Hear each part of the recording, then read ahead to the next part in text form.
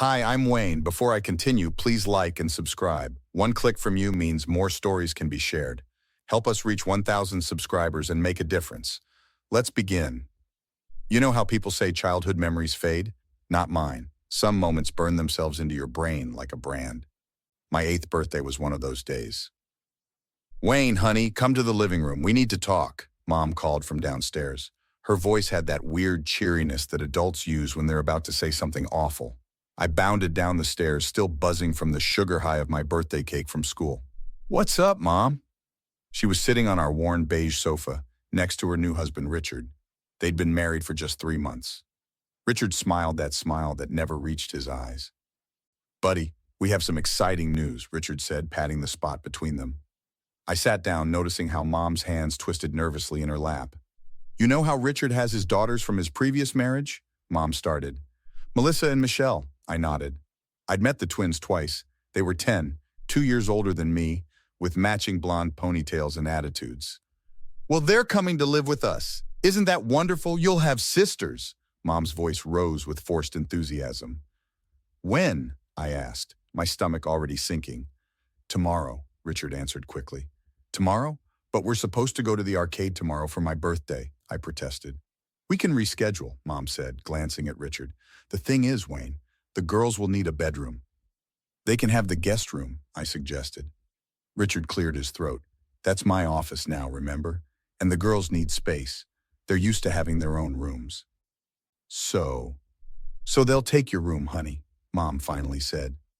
It's the biggest bedroom besides ours. I stared at them. Where will I sleep? We're setting up a nice space for you in the basement. Mom's voice was too bright. It'll be like your own apartment. The basement. Dark, cold, with that musty smell that never went away no matter how many air fresheners Mom plugged in. But it's my room, I whispered. All my stuff is there. We'll help you pack, Richard said, standing up. In fact, let's do that now. The girls will be here early tomorrow. And just like that, on my 8th birthday, I watched as they boxed up my childhood. My space posters came down. My bookshelf was emptied. My bed stripped. Can I at least keep my desk by the window? I asked, watching as Richard measured the space. The girls need room for their vanity, he replied without looking at me. Mom must have seen my face fall because she quickly added, We'll get you a new desk for downstairs, honey. A better one. They never did.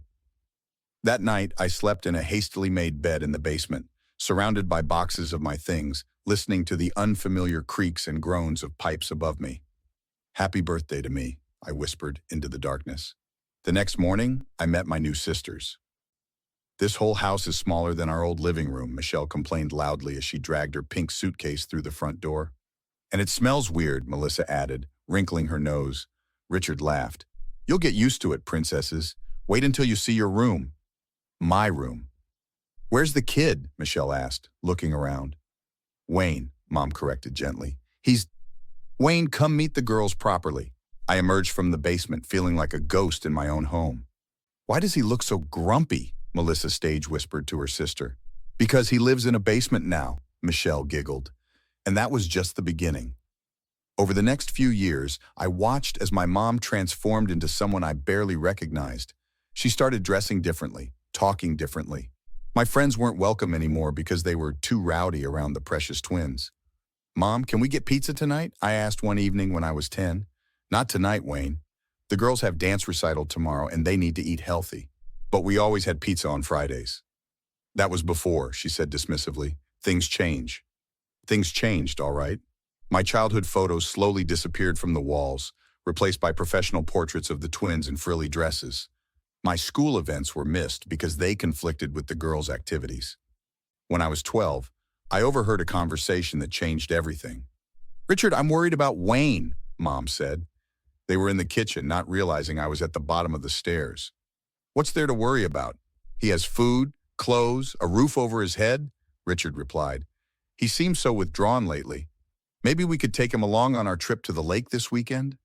Richard sighed loudly. Look, Sharon, we've been through this. The cabin only has 3 bedrooms.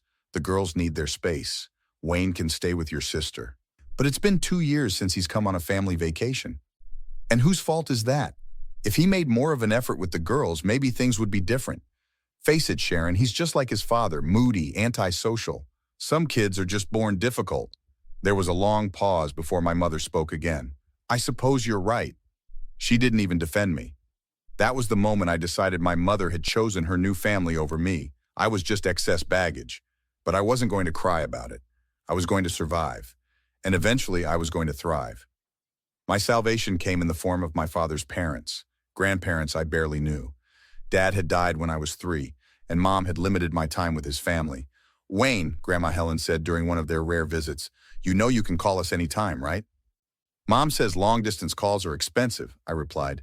Grandma and Grandpa exchanged glances. "Here," Grandpa Joe slipped me a cell phone. "It's prepaid. Keep it hidden." That phone became my lifeline. When things got too hard, I'd sneak out to the backyard and call them. "They forgot my school concert again," I told Grandma one night when I was 13. "I'm sorry, honey. Did you remind them?" 3 times, but Melissa had a hair appointment. "A hair appointment," Grandma repeated flatly. "Wayne, your grandfather and I have been talking. How would you feel about coming to live with us after 8th grade? The high school in our district is excellent." I felt a flutter of hope for the first time in years. Could I really? "We'll need to talk to your mother, but yes, it's an option." When I brought it up to Mom, I expected resistance. What I got was worse. "If that's what you want, Wayne," she said with a shrug, "it might be for the best. It might be for the best." 5 years of being pushed aside, and she couldn't even pretend to want me around. I moved in with my grandparents before starting high school. The change was immediate. I had my own room, a real room with windows. I had adults who showed up for my events, who asked about my day and actually listened to the answer. "Wayne, you've got another letter from your mom." Grandpa called up the stairs one day when I was 16. Like the others, it was full of superficial questions and stories about the twins' accomplishments. She visited twice a year, always without Richard or the girls. "Don't you miss me at all?" she asked during one visit, looking hurt when I didn't rush to hug her. "Do you miss me?" I countered. She blinked, surprised. "Of course I do. You're my son." Funny way of showing it. As I finished high school and headed to college, I kept tabs on my mother's perfect little family through social media. Richard's business was thriving. The twins were popular, pretty, headed to expensive colleges. My mother was living the upper middle-class dream she'd always wanted. Until she wasn't. It started with a call from Grandma when I was in my senior year of college. "Your mother called," she said. "Richard left her." "Left her? For who?" "His assistant. Apparently it's been going on for years." I felt nothing. No satisfaction, no pity, just emptiness. "There's more," Grandma continued. "He's selling the house. Your mother needs a place to stay." "What about the twins? Can't she stay with them?" "They're not taking her calls. According to your mother, they blame her for not keeping Richard happy." The irony wasn't lost on me. Against my better judgment, I agreed to meet Mom for coffee during spring break. She looked older, smaller somehow. "Thank you for coming," she said, clutching her cup like a lifeline. "I wasn't sure you would." "Why am I here, Mom?" I need help, Wayne. I don't have anywhere to go. The divorce left me with almost nothing. Richard had me sign a prenup, and the house was always in his name." "What about your job?" "I quit to be a full-time mom to the girls, remember? Richard said he'd always take care of us." I leaned back in my chair. "And what exactly do you want from me?" I thought, maybe I could stay with you after graduation, just until I get back on my feet. The audacity was breathtaking. Where were you when I needed someone to show up for my high school graduation? Or when I broke my arm sophomore year and spent 2 days in the hospital? Or any of the 100 times I needed a mother and got nothing? Her eyes filled with tears. "Wayne, please, I know I made mistakes." "Mistakes? You didn't forget to send a birthday card, Mom. You threw me away. You chose them over me every single time. They needed me more.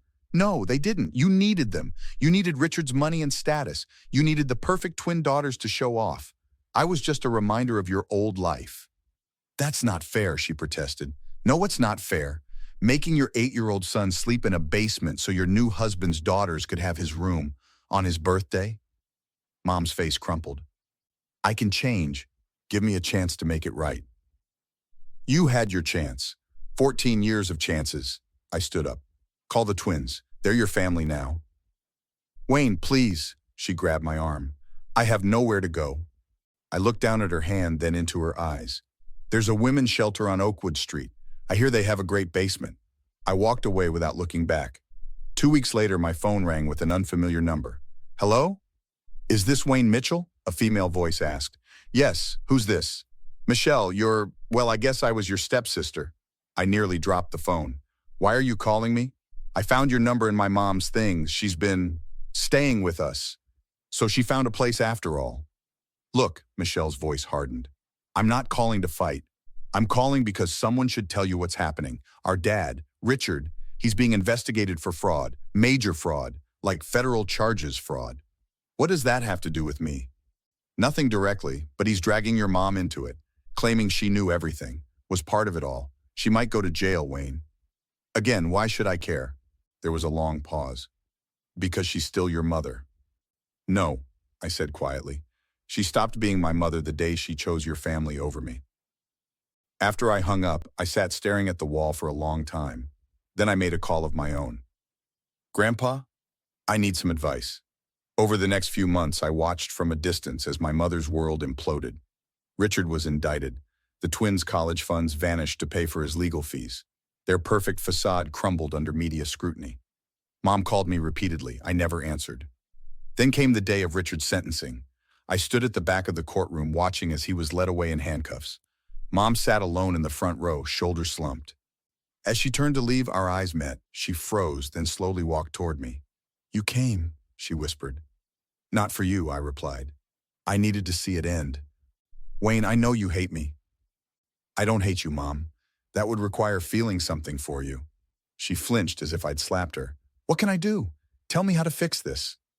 There is no fixing this. Some things break permanently. So that's it? You're just going to walk away? I looked at her, really looked at her, for the first time in years. Isn't that what you taught me to do? When someone becomes inconvenient, you pack their bags and put them in the basement. As I turned to leave, she called after me, I'm sorry. I'm so sorry for what I did. I paused at the door. Keep your apology. It's 14 years too late. 1 year later, I bought a house, a nice house with a big backyard and plenty of sunlight, no basement. I ran into Melissa at a coffee shop downtown. She looked different. No designer clothes, no perfect makeup. Wayne, she said, recognizing me, I heard you're doing well. I am. She hesitated. Have you heard from your mom? No, should I have? She's sick, Wayne. Cancer. She doesn't have insurance and we can't. Michelle and I can barely make rent. I felt a flicker of something. Not quite pity, not quite satisfaction, just acknowledgement. I'm sorry to hear that, I said and meant it. She asks about you, all the time. I nodded, paid for my coffee and left.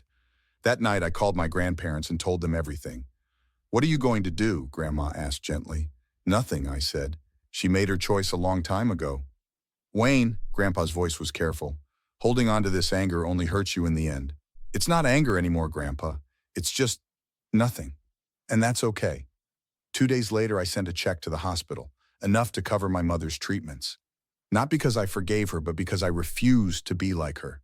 I refused to abandon family, even family that abandoned me. I never visited, never called. The check was sent anonymously. But I did drive by the twins' apartment once, saw Michelle helping my frail mother up the steps, saw the identical looks of exhaustion on their faces. They were learning what I'd known since I was 8, that life isn't fair, that people let you down, and that sometimes you end up in the basement through no fault of your own.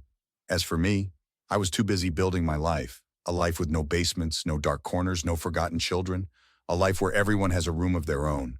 Sometimes the best revenge isn't making others suffer, it's making sure you never become them. So that's my story, not one with dramatic confrontations or elaborate schemes, just the quiet victory of building something better from the ruins of what was broken. And if you're wondering if I ever truly forgave my mother, well, what would you do? Would you forgive someone who threw you away when something better came along? Or is some damage beyond repair?